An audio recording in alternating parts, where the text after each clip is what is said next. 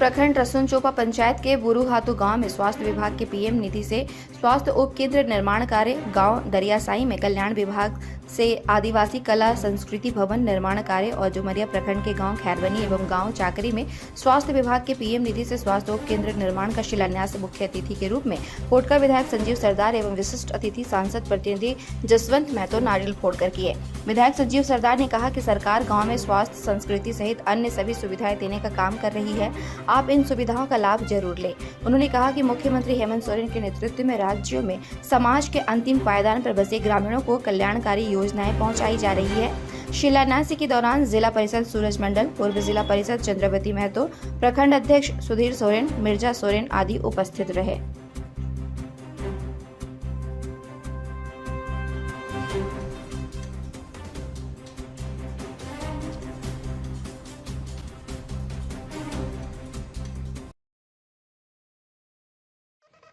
अभी तक आपने जोहार झारखंड न्यूज चैनल को सब्सक्राइब नहीं किया है तो आज ही सब्सक्राइब करें, लाइक करें और इसे शेयर करना बिल्कुल न भूलें।